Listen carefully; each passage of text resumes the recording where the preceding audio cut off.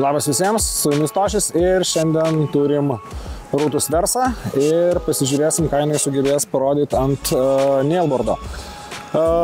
Jo, dirbsim su, sakykim taip, standartinę programą.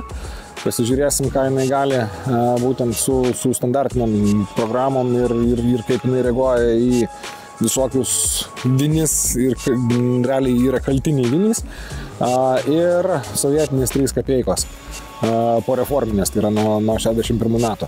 Pasižiūrėsim, ką jinai parodys, nustatymus, toj parodysiu, su kuo mes dirbti. Taip, kad jungiam Rutusą, Rutus Versa, vis dar 1.7.1 versija, taip, dualas, tai yra modas multi, galiu per settingus praeit, settingsai, taip, 0, atsistatymas 3, garsas BLAM6 tai yra maksimalus,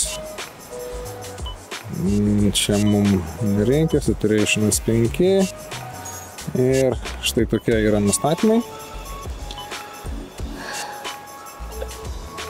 Ok, ir turim mūsų nailboardą, nailboardą turim 3 kapeikas ir įvairius kaltinius vinis.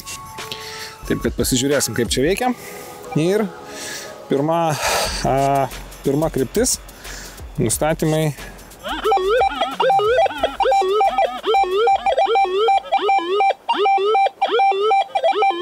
Pasakiškai. Antra kryptis.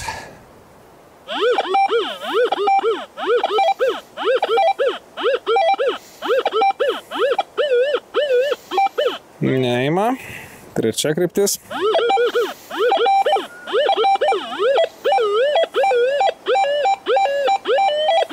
Galima išgimdyti.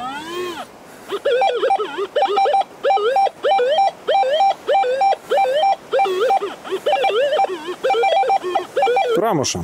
Nu, kaip ir gerai. Tik tai antra kryptim kažkaip tai neėjo.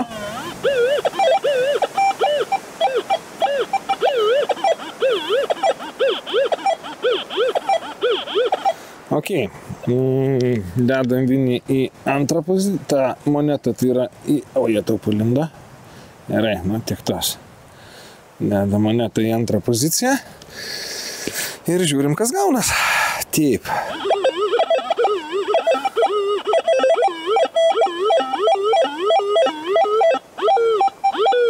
Nežinau, kiek matosi, bet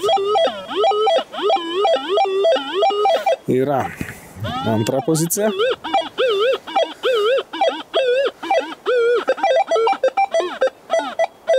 Nu, taip gal ir galima, bet jeigu vedžiot pagal teisingas vietas, nėra. Trečia pozicija.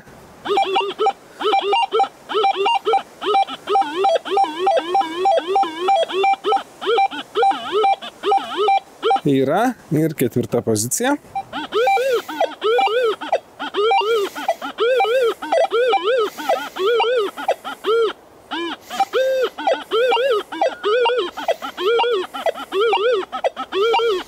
Ok, tai va taip, pasirodo Versa. Iš tikrųjų, gan neblogas rezultatas. Rezultatas tikrai neblogas ir ką, linkutis visai gerai čia atgrojo. Žiūrėsim kitus testus ir susitiksim kažkada tai vėl. Iki!